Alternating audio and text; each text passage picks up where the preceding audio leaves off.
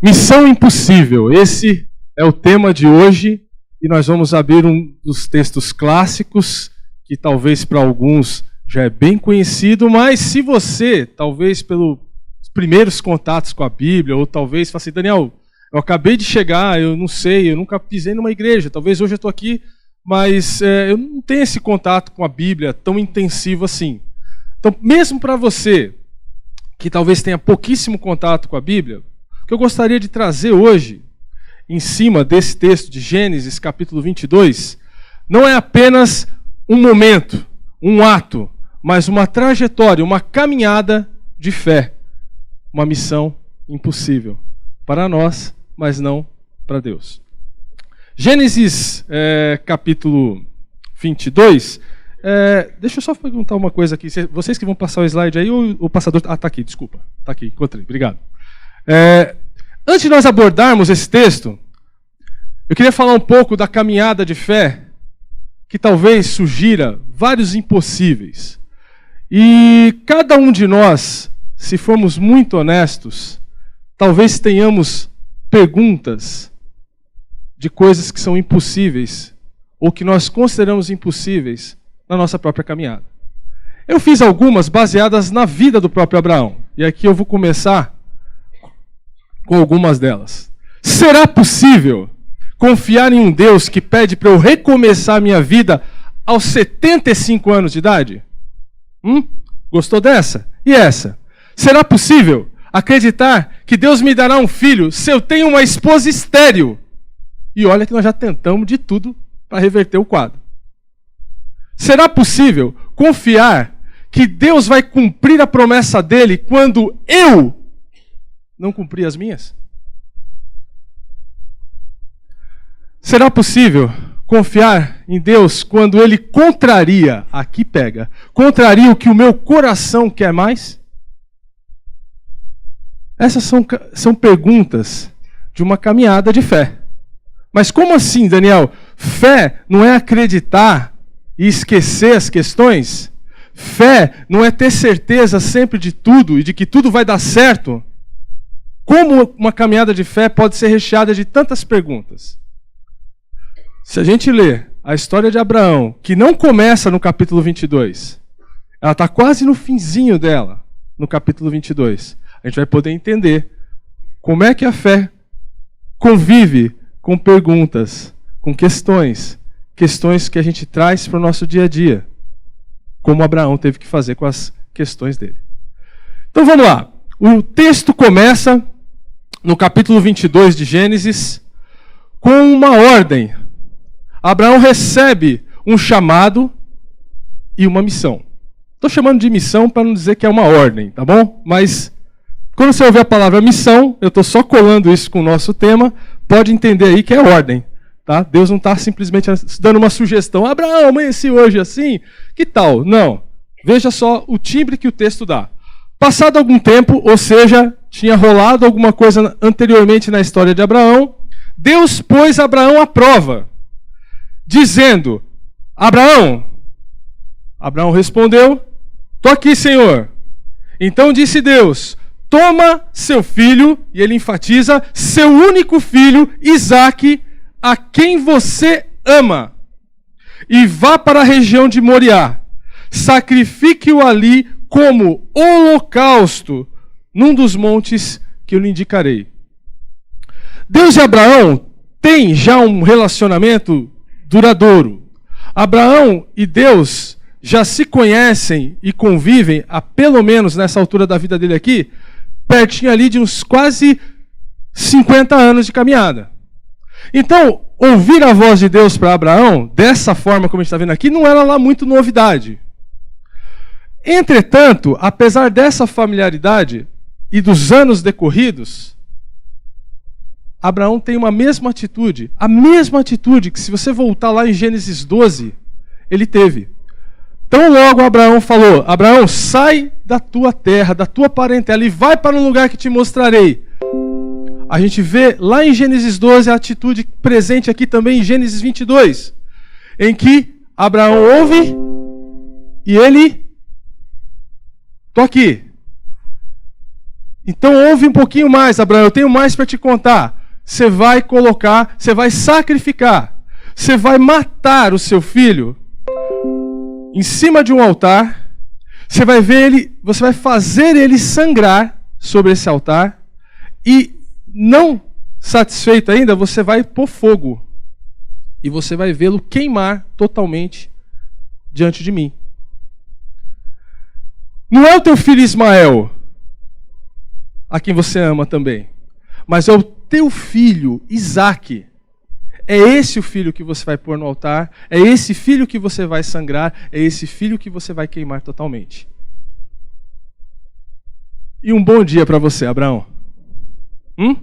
Que tal? Vai começar o dia, tá? Joinha, né?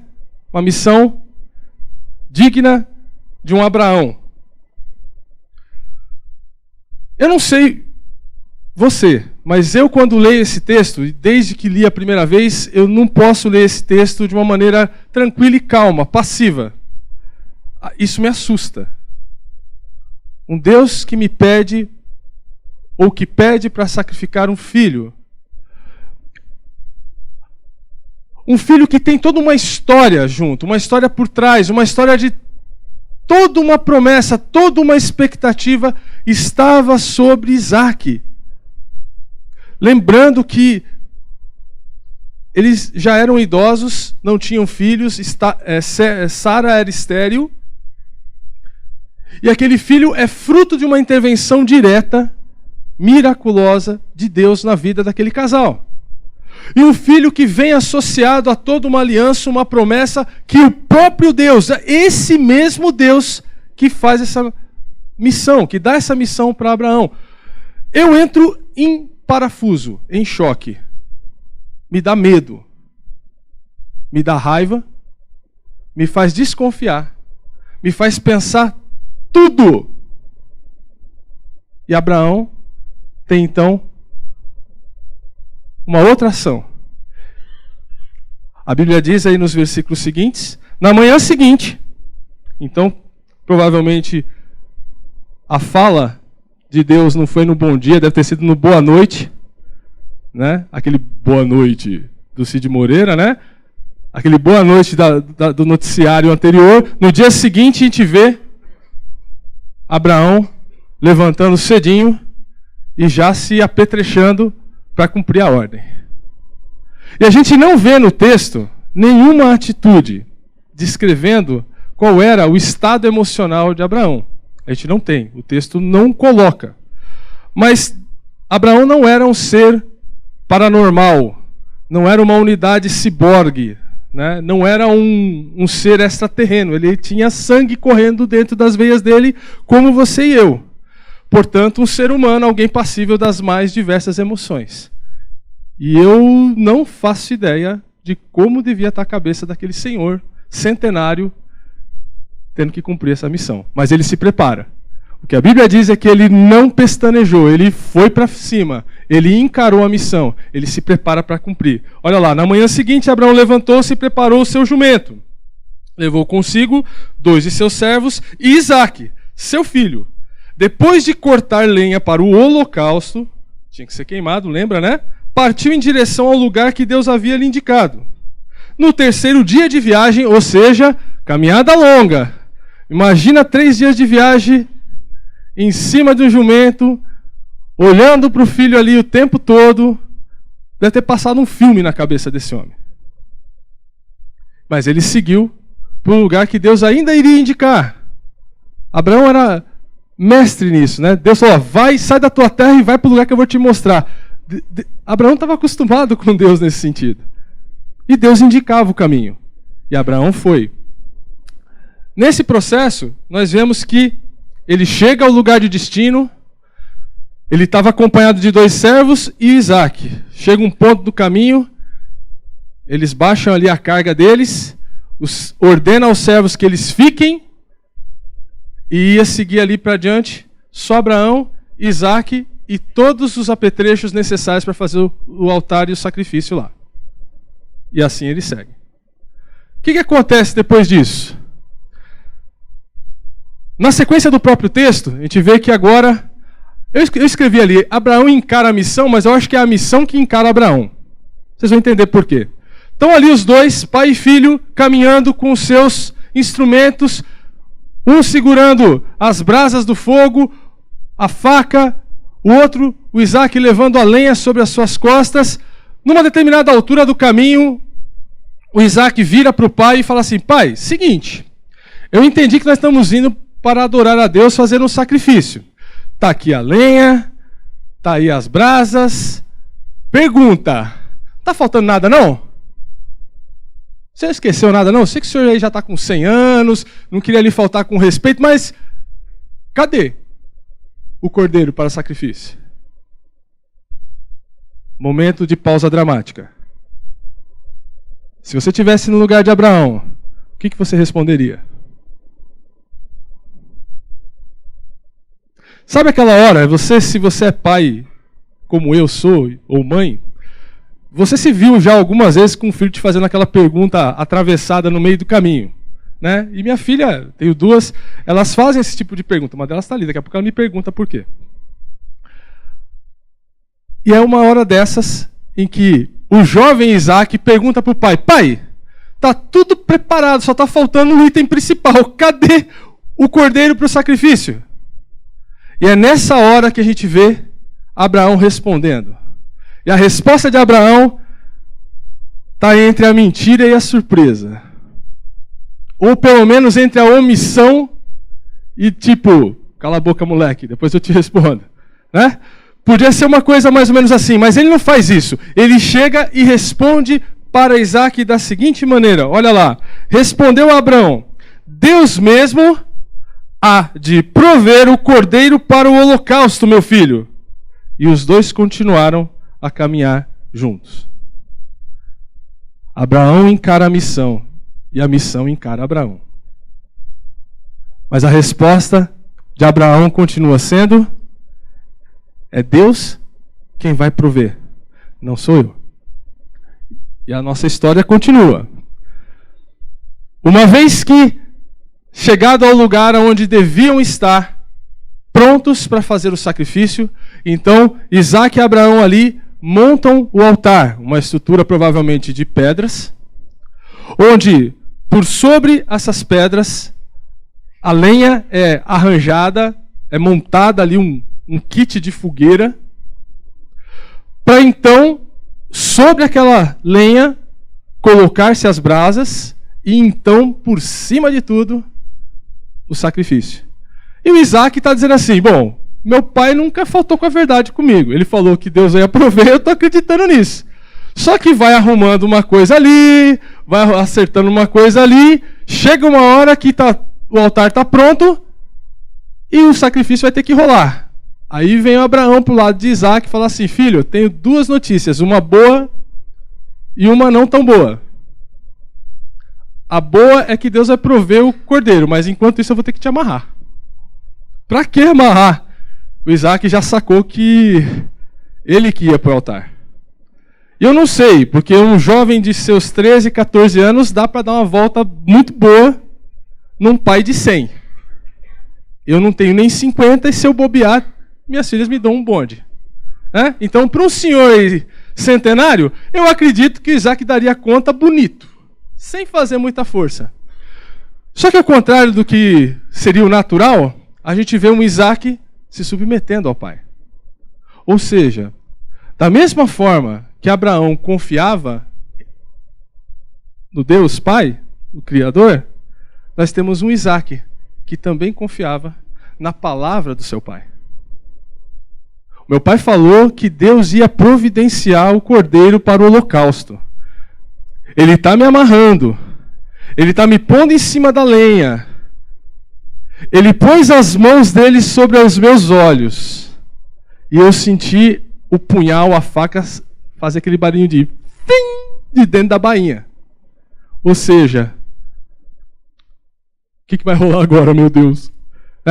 E no instante em que a gente vê Abraão levantando o punhal para matar Isaac em sacrifício ali, acho que ele já estava na posição do ataque da faca. para. Sabe aquele programa da televisão que a coisa vai desenrolando, você está assim na tensão e o cara fala, para, né? Não tinha uma voz dessa lá, mas tinha a voz do anjo do Senhor.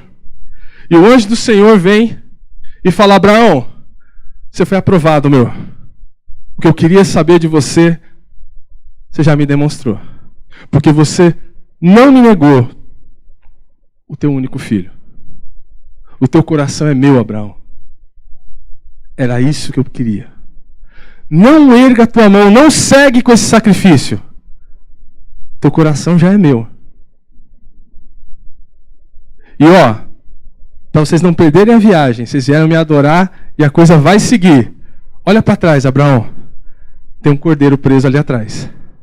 Pega aquele cordeiro e segue com a adoração. Seu filho vai voltar para casa com você. Hã? Se eu tivesse... Eu não tenho 100 anos, mas se eu tivesse numa cena dessa, eu tinha tido uma parada cardiorrespiratória ali. Aí era a adoração e o caixão. No meu caso. Tá certo? Mas ali não. A gente vê um Abraão aprovado por Deus. E quem emite o certificado de aprovação é ninguém mais e ninguém menos que o próprio Senhor. O Senhor, que enquanto eles estão ali sacrificando o cordeiro, eu imagino que um cântico pode ter saído da boca de Abraão. Claro que isso é licença poética minha. Né? Eu acho que seria muito sensível da parte de Abraão e de Isaac ele estaria ali vendo o sacrifício do cordeiro e falando: Deus de aliança, Deus de promessa, Deus que não é homem para mentir. Tudo pode passar, tudo pode mudar, mas as suas promessas vão se cumprir. E é o que a gente vê lá. Só seguindo aqui. A gente tem, nessa aprovação, vários elementos da parte da promessa, do pacto que ele já tinha feito antes. Abraão não conhecia a Deus de ouvir falar. Ele conhecia de andar com Deus, de idas e vindas, de tropeções, de Deus reafirmando ao longo da trajetória dele que ele tinha uma promessa e que ele ia cumprir essa promessa. E o coração de Abraão, aprovado por Deus durante a missão, recebe de novo a confirmação da parte dele. E o que a gente tem da parte de Deus é justamente esse processo de que Deus confia no que Deus dá a Abraão a aprovação porque Abraão confia no que Deus diz.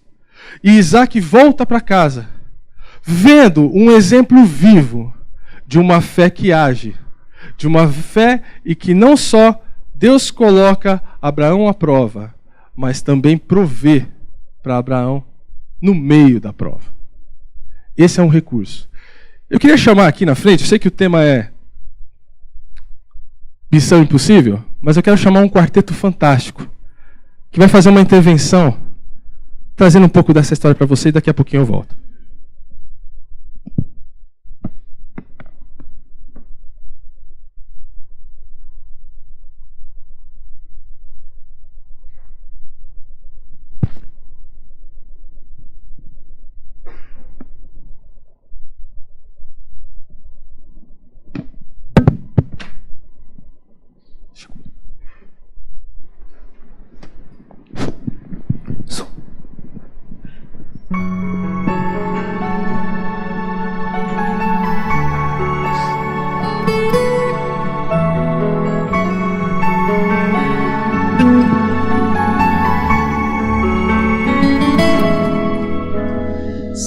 Percebeu que havia algo de errado com Abraão. O seu olhar dizia de sua dor, sua aflição. Um dia logo bem cedinho sai com Isaac a viajar. Nenhum dos dois escondia a angústia e o pesar. Em casa a mãe sozinha põe-se de joelhos a orar.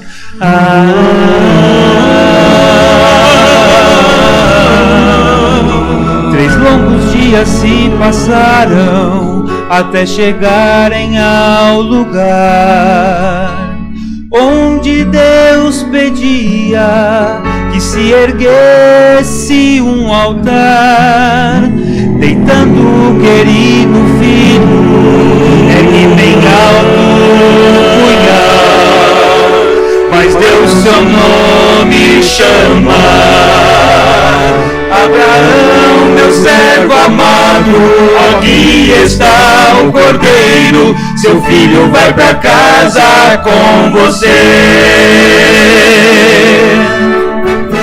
Vem, entrega a sua vida, dá teu melhor ao Salvador.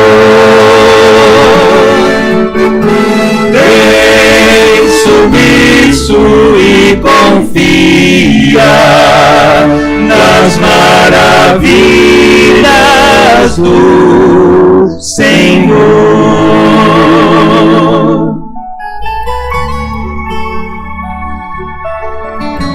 Voltou a plena alegria e o coração obedeceu.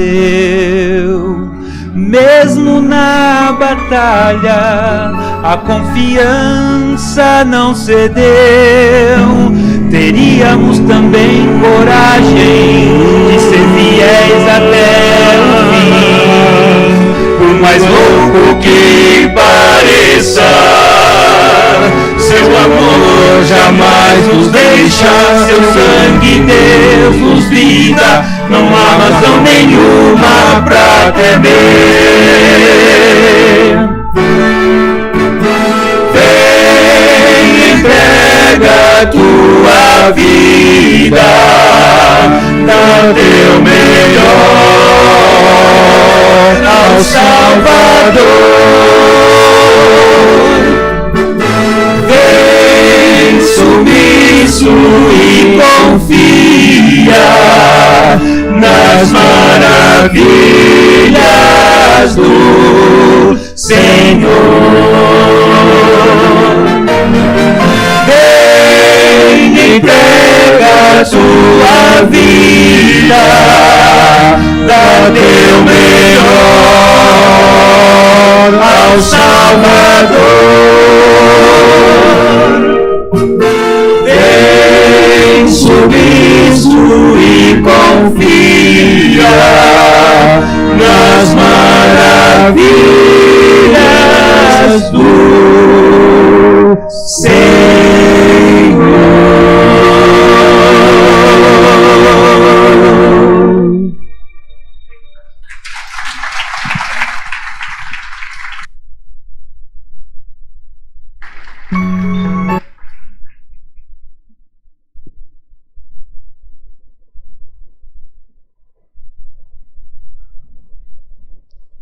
Curtiram o Quarteto Fantástico?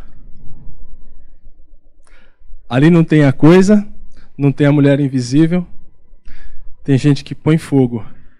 E graças a Deus pela flexibilidade de vocês. Obrigado. Bom, esse texto, conhecido também, um clássico, nessa leitura aí, a fé mostra a realidade daquilo que esperamos. Ela nos dá convicção de coisas que não vemos. É isso que moveu Abraão. É isso que desde o princípio fez com que essa missão impossível se tornasse possível. E o curioso é que Deus foi tornando possível várias coisas na história de Abraão. Deus tornou possível um homem idólatra ser chamado amigo de Deus. Deus tornou possível não apenas iniciar a vida aos 75 anos, mas participarem, tanto ele quanto Sara, na missão de Deus para o resgate do homem. Deus tornou possível um homem que duvidou muito ser reconhecido como pai da fé. Deus tornou possível um homem amar mais a Deus do que a bênção de Deus. Um coração colocado num altar como oferta viva.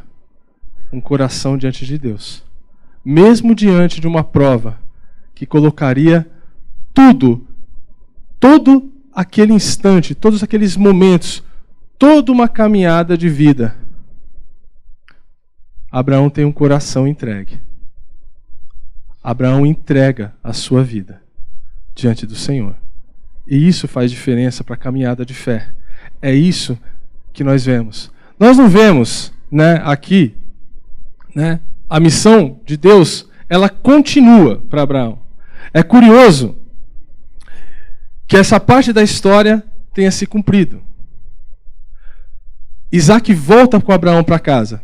E o texto tem um término que, sinceramente, eu, por vários anos, lendo e relendo esse texto, eu nunca tinha me atentado para esse aspecto. A missão de Deus continuando. E o final do capítulo mostra que, num outro cenário, Abraão fica sabendo que os parentes dele que moram lá, na região da Mesopotâmia, a família estava crescendo por lá também, e dentro dos filhos que nasceram ao irmão de Abraão, nasceu um carinha chamado Betuel, que é colocado ali, praticamente o último filho da lista, mas é colocado o seguinte: Betuel, pai de Rebeca. E se você ler essa história, que vai se propagar pelos capítulos seguintes, você vai descobrir quem é Rebeca. Ou seja, entrega a tua vida. Ele vai prover não apenas o cordeiro, ele vai prover para que uma promessa que ele mesmo fez, jurando pelo seu próprio nome, seja cumprida. Mesmo num cenário que parece absurdo, impossível e improvável. O Oscar, A série fala além do Oscar. E o Oscar é um prêmio dentro da indústria do cinema, a indústria americana, que é a maior do mundo, a mais conhecida, acho que mais propagada mundialmente. E o Oscar, ele premia o melhor. E entre as várias categorias para quem essa estatueta anualmente é entregue, existe um ciclo de categorias que são as principais, e eu fui atrás e está lá, ó. Melhor filme, melhor diretor, melhor ator, atriz, ator coadjuvante, atriz coadjuvante, roteiro, e aí essas modalidades. Quando a gente lê essa história em Gênesis, a gente tem a tentação de fazer uma leitura buscando o herói. E eu, durante muitos anos, li esse texto de Gênesis olhando para Abraão como um herói. Mas quando você lê a saga inteira de Abraão, você vai descobrir que Abraão pode ter sido qualquer coisa, menos o herói. Ele pode ter sido um bom ator, não no sentido de interpretar um papel que não é dele, mas de participante numa história na qual Deus é o diretor. Nesse sentido, o melhor aqui é Deus. Ele é o nosso melhor. É para Ele que deve ir o nosso Oscar. É para Ele que deve ir a nossa vida. É diante dele que nós cultuamos aqui, que nós o celebramos. O nosso culto aqui seria uma "And the Oscar goes to God", Vai para Deus, vai para Jesus Cristo. É a Ele que nós celebramos. Essa história nos coloca numa perspectiva, sim, da prova de Abraão, da fé que esse homem exercitou, mas uma fé num Deus acima de qualquer coisa. Um Deus que está acima do improvável e da impossibilidade aos nossos corações, à nossa vida, à nossa maneira de raciocinar e de pensar e de viver. A nossa vida colocada diante de Deus reconhece em Deus o melhor. Aquele que é digno de confiança, aquele cuja palavra, lembra? Abraão sempre respondeu a Deus a palavra dele. Ele ouvia e fazia. Ele não ouvia e falava: peraí, Deus, seguinte, isso aí tá difícil de rolar, acho que não vai rolar. Não, Deus dizia a Abraão, e Abraão, sim, Deus. A caminhada nem sempre de Abraão foi linear, nem sempre foi sem vacilos. Aliás, Gênesis de 12 a 25 vai narrar não só os sucessos de Abraão, mas também vai relatar cada um de seus fracassos. E mostra nessa trajetória como Deus transforma alguém vacilante em alguém confiante, em alguém resistente em alguém entregue. E é essa caminhada. A fala de Deus: Abraão, meu servo amado, aqui está o cordeiro, seu filho vai para casa com você. O que quer dizer isso? O Oscar vai, dessa vez, para o cordeiro. O cordeiro que está ali preso entre as ramas ali, com Isaac ainda sobre o altar. O cordeiro está preso ali. Ele é a providência de Deus. É Ele que faz com que aquela situação de culto se torne de novo uma alegria. É esse cordeiro preso ali que faz com que Isaac falar: ufa, mas meu pai estava certo. E é o que faz ao coração do idoso Abraão falar: Deus, eu sabia que podia confiar em você. Aliás, eu sempre soube. Mas hoje, mais do que nunca, eu posso confiar em Ti. E o Oscar vai para o cordeiro. O que representa esse cordeiro? Esse cordeiro que ficou preso e foi provisão de Deus como um sacrifício no lugar de, em favor de. O cordeiro também inculpável, ele não tinha culpa nenhuma de estar ali. Mas Deus providenciou o cordeiro, assim como nos providenciou Jesus, para que nele nós fôssemos contemplados pelo perdão, para termos de volta a oportunidade de termos um relacionamento com Deus baseado não no nosso melhor, não no nosso esforço e merecimento próprios, que não temos, mas nos méritos de um cordeiro que foi entregue pelo próprio Deus, providenciado pelo próprio Deus. E nessa cena nós vemos Deus dizendo assim: Abraão, teu coração está comigo, meu jovem. Meu jovem. Teu coração está comigo. E você está no... Eu estou numa aliança contigo. Eu estou cumprindo essa aliança na sua vida. E mais para frente, fruto dessa descendência que eu prometi a você, eu também vou providenciar alguém que um dia vai ser sacrificado. Vai nascer como homem, vai morrer numa cruz, e ele vai pagar o preço do resgate do relacionamento perdido entre o homem e eu estou oferecendo de volta esse caminho por meio de um cordeiro chamado Jesus. Eu acho que Abraão não tinha ideia da missão que ele ia cumprir e de que papel ele estava cumprindo nessa missão tão ampla, tão maior que a sua própria biografia. Missão impossível, estou concluindo, é viver longe de Deus, tentando provar para Ele que se garante. Se você quer viver realmente uma missão impossível, como o agente Hunt, ali da abertura, é viver uma vida longe de Deus. Uma vida que está afastada dEle. Uma vida que tenta provar para Deus que se garante, que consegue. Não, Deus, eu tenho meus méritos, eu sou um cara gente boa, eu não mato, eu não roubo, eu não fumo. Eu não sou corrupto, meu nome nem apareceu na Lava Jato. Meu CPF está limpinho, Deus. Mas não se trata disso. Se trata de confiar na provisão do perdão, que abre sim um caminho único de relacionamento com Deus, por meio do Cordeiro Jesus Cristo. A caminhada de fé é o exercício de um homem improvável que se entrega ao Deus do impossível. A caminhada de fé é o exercício de um homem improvável, assim como Abraão foi, assim como nós o somos, que se entrega ao Deus do impossível.